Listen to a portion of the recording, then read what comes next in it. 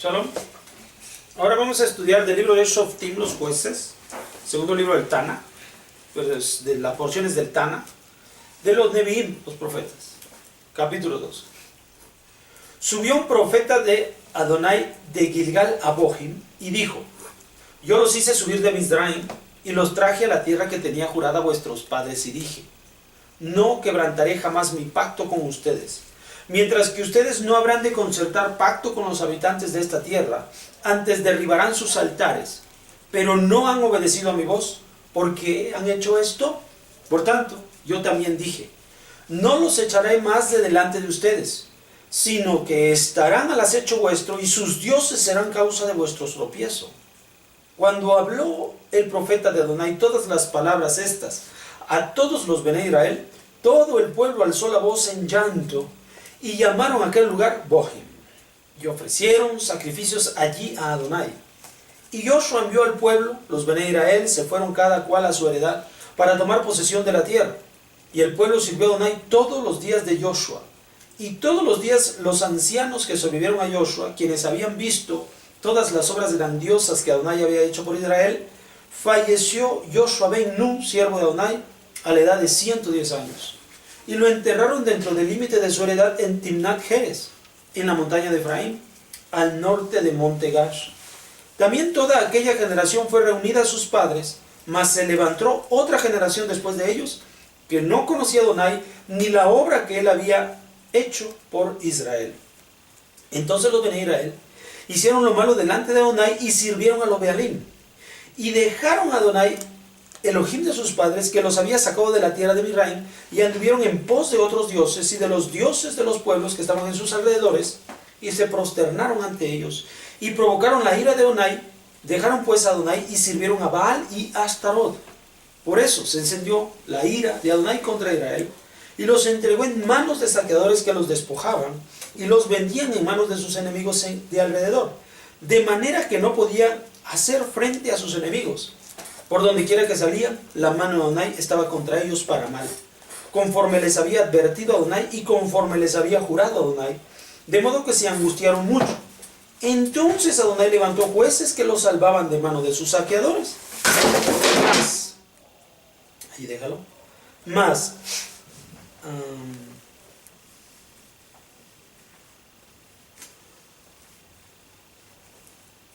Les había jurado Adonai, de modo que angustiaron mucho. Entonces Adonai levantó jueces que los salvaban de mano de sus saqueadores, mas ni aun a sus jueces se escuchaban, sino que se desviaban tras otros dioses y se prosternaban ante ellos. Se apartaron muy en breve del camino en que anduvieron sus padres, quienes obedecían los mandamientos de Adonai, pero ellos no lo hicieron así. Pues cuando Adonai les levantó jueces, estaba Adonai con el juez y los salvaba de mano de sus enemigos todos los días del juez, porque Adonai se compadecía de sus gemidos a causa de los que los oprimían y hostigaban.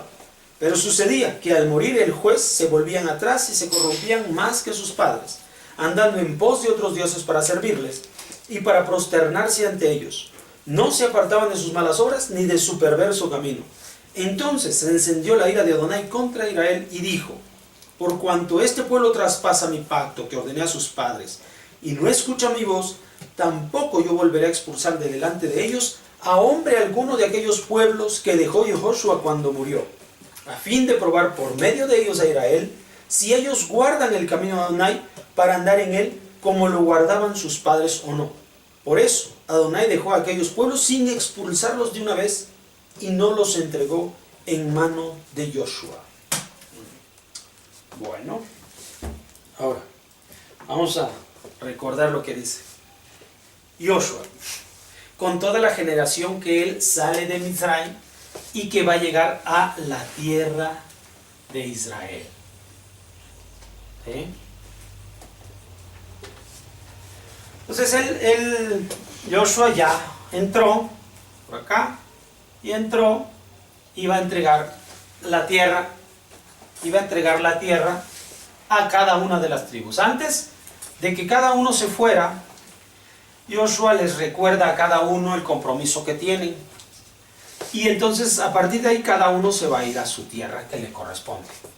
¿Vale? De la repartición que ha dado. Sin embargo, Les ha recomendado principalmente que tengan cuidado de los pueblos que no pudieron expulsar y que se encuentran todavía en algunas porciones de Israel, de la tierra que ya ha entregado, ¿vale? Entonces, en estos pedacitos de tierra estaba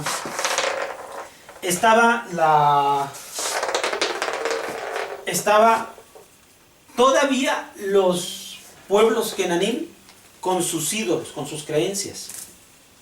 Sin embargo, a través del consejo de Joshua y la formación de Joshua, la autoridad que tenía sobre todos los vivientes de los que salieron de Mizraim, de los hijos de los que salieron de Mizraim, que es la generación de Joshua, porque los de la generación de Moshe habían fallecido ya.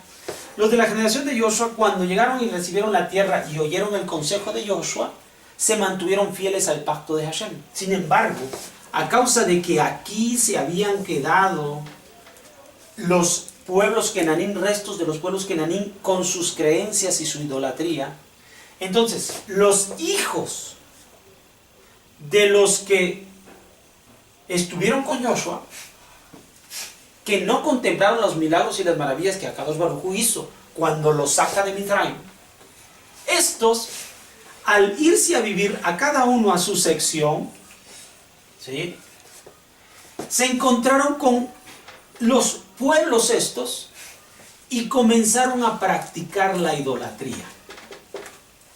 Aquí fallan ciertas cosas, ¿no?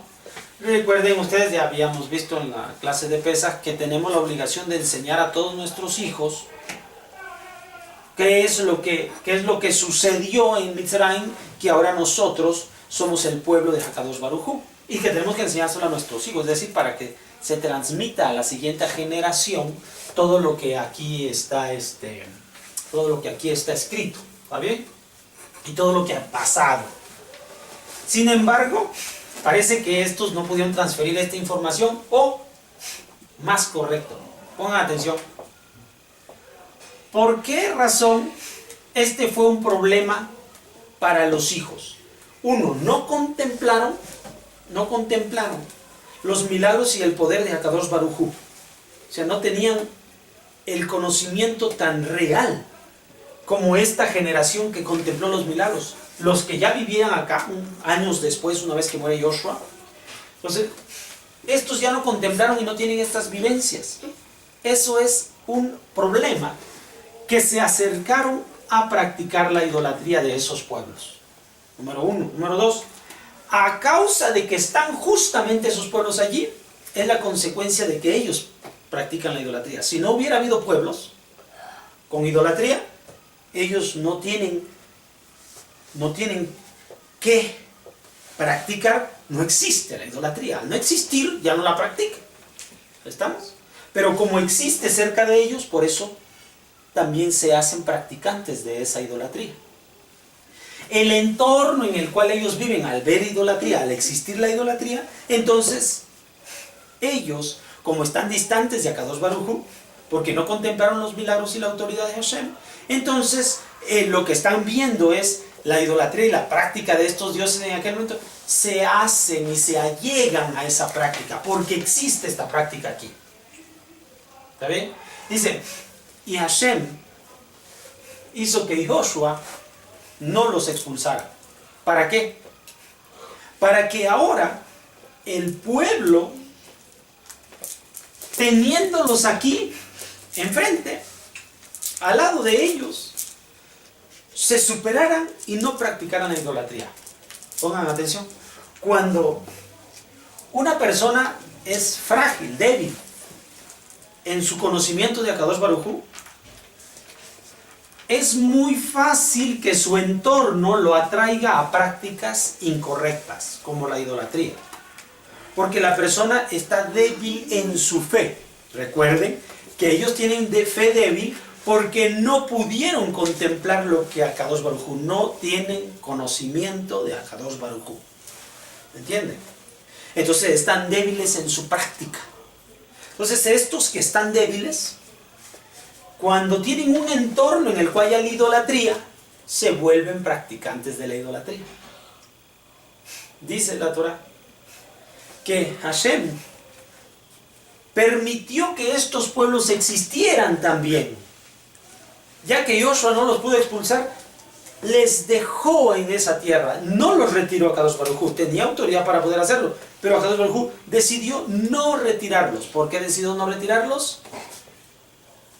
Si estando allí al lado van a provocar la idolatría de los débiles, dice a Kadosh Baruj Hu, ahora vamos a dejar a esos pueblos con idolatría allí, pero el pueblo de Israel tiene que demostrar que tiene fe en mí. ¿Cómo va a ser eso posible? ¿Cómo? Si su debilidad, y al estar al lado de pueblos idólatras, y su debilidad en la fe, entonces van a volverse idólatras. Akadosh Baruj Hu dijo, quiero dejar ahora a estos pueblos allí, pero ahora quiero que el pueblo de Israel no practique la idolatría, a pesar de que estos pueblos idólatras se encuentren allí. ¿Cuál es la única forma para que el pueblo de Israel ahora no practique la idolatría? ¿Invadir? No. Akadosh Baruj Hu dijo que no va a mover esos pueblos de allí. Allí los va a dejar. ¿Ver los milagros? Crecer en el conocimiento de Akadosh Baruj Hu. Esa es la solución. Aunque estés en medio de los pueblos idólatras, no practicarás la idolatría si tienes un crecimiento en el conocimiento de Akadosh Baruj Hu. No importa que te encuentres en medio de pueblos idólatras y gente que practica la idolatría. Tu crecimiento en Akadosh Baruj Hu impedirá que tú practiques la idolatría. ¿Qué es lo único que nos queda ahora? Crecer. Madurar espiritualmente. Por eso Akadosh Baruj Hu perfectamente dice en el capítulo 2 del libro de Joshua, esto ocurre así. ¿Cómo es que se empieza a dar una oportunidad para el pueblo para fortalecer su fe? Dice el texto que cada vez que había un shofet, un juez de Israel, el pueblo miraba al juez y seguía y obedecía a Kadosh Baruj Hu. Pero cuando ese juez moría, el pueblo decaía en su fe. La conexión y la fortaleza para el pueblo de Israel está en un líder para el pueblo. Si hay un líder que pueden observar y pueden seguir, el pueblo se hace fuerte. Porque siguen detrás de un líder. El líder no decae, no se deprime, no llega a la idolatría. Entonces, de ahí recoge entusiasmo y ánimo el pueblo para caminar de esta forma. Cuando un líder se ausenta, entonces no hay a quien seguir. ¿Qué hace el pueblo? Se va a la idolatría. Entonces, la fuerza del pueblo también se encuentra en un liderazgo. Es de ahí muy importante para el pueblo de Israel que se encuentra disperso, viviendo en medio de la idolatría de este mundo. Recuerde que la posibilidad que tiene es el crecimiento espiritual. Y este crecimiento espiritual está amalgamado con el poder seguir a un líder. Así que seguirlo, mirarlo, caminar con él. Eso es seguir a un líder. No es un líder virtual, es un líder que está en medio de nosotros. Bueno, esto es lo que dice el capítulo 2, libro de Shoftim. Nos vemos para la próxima. Shalom.